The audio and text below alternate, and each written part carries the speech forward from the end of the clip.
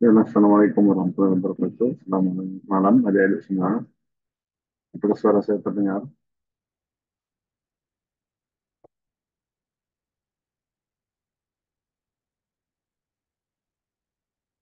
Selamat malam, apakah suara saya terdengar? Malam Pak, terdengar Pak. Terima kasih banyak atas tanggapannya. Syukur Alhamdulillah kita bisa berjumpa pada kesempatan malam hari ini di mata kuliah standarisasi. Eh, Saya pada malam hari ini akan membahas mengenai eh, keselamatan kerja ataupun eh, standar pada transmisi tegangan sistem distribusi dan transmisi. Jadi kalau transmisi itu kan sebenarnya adalah menyalurkan dari satu titik yang jauh ya, transmit. Kalau distribusi berarti distribution menyebarkan dari satu titik ke titik yang banyak. Adalah, jadi eh, pertama kita lihat dulu tiga sistem di tenaga listrikan itu ada namanya pembangkitan atau generation, kemudian ada transmission and distribution and uh, utility atau pemanfaatan. Jadi kalau transmisi pembangkitan itu ada PLTD, PLTA, diesel, panas bumi, gas, kemudian uap, gas dan uap. Kemudian kalau transmisi dan distribusi ya tadi saya katakan kalau transmisi itu mengirimkan sistem tenaga listrik dari satu tempat pembangkitan ke tempat yang jauh, misalnya ke suatu kota. Lalu dari satu kota ini didistribusikan ke penggunanya.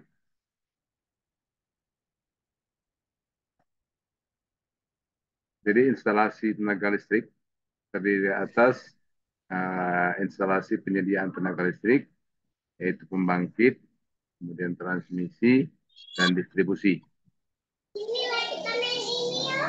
Kemudian instalasi pemanfaatan tenaga listrik atau yang penggunanya, yaitu instalasi pemanfaatan tegangan tinggi. Jadi ada pengguna tenaga listrik itu yang menggunakan tegangan tinggi, kemudian instalasi pemanfaatan tegangan menengah dan tegangan rendah. Untuk kita itu biasanya menggunakan tegangan rendah. Ini kita lihat diagram satu garisnya.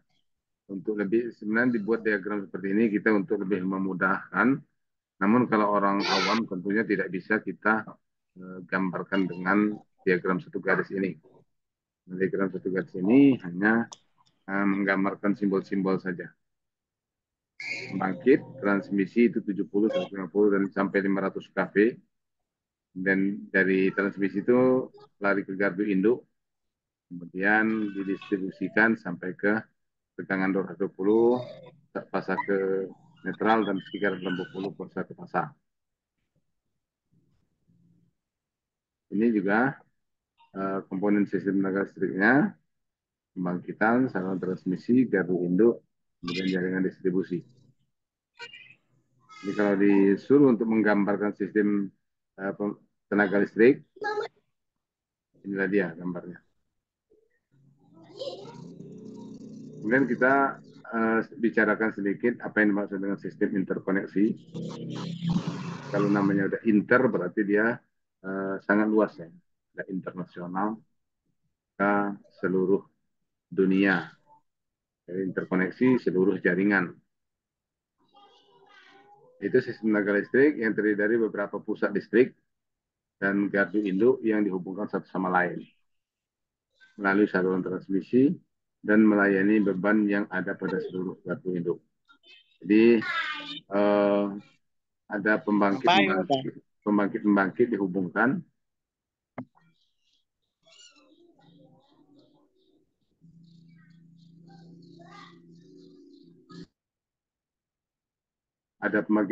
yang dihubungkan, kemudian termasuk juga gardu induknya pun terhubung satu sama lain. Itu namanya interkoneksi.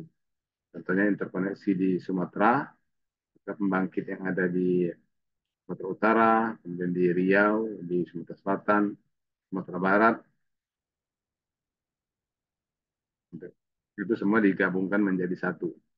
Ini sebagai gambarannya.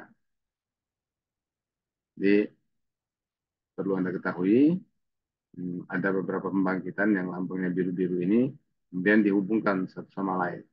Tujuannya adalah kalau salah satu pembangkit itu terganggu, maka dia bisa memanfaatkan pembangkit yang lainnya.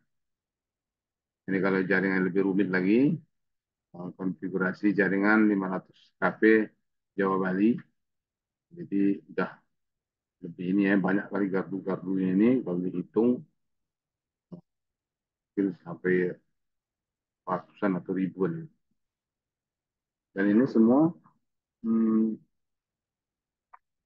dalam satu jaringan.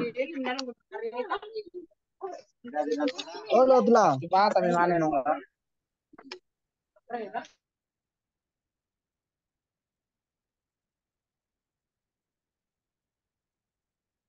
Nah ini kalau kita lihat kan banyak sekali ini apa gardu-gardunya.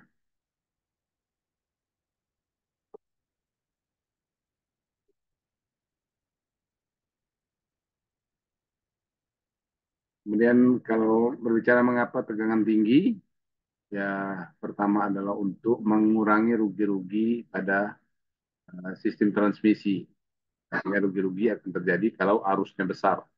Dengan tegangan dinaikkan maka arusnya akan menjadi kecil. Sehingga akan menyebabkan rugi-rugi yang lebih kecil. Kemudian juga kalau kita berbicara mengapa menggunakan AC atau arus bolak-balik tidak arus DC. Jadi dibandingkan dengan sistem DC, dalam sistem AC lebih fleksibel penaikan dan penurunan tegangannya, yaitu dengan menggunakan transformator. Berbeda dengan DC, DC itu tidak bisa dinaikkan turunkan dengan transformator, tapi dengan menggunakan DC copper atau uh, penurunan penaik tegangan untuk tegangan DC. Dan itu biayanya sangat lebih mahal dibandingkan dengan trafo. Dan juga itu tadi biaya peralatan konverter AC, VDC, dan sebaliknya itu juga cukup mahal.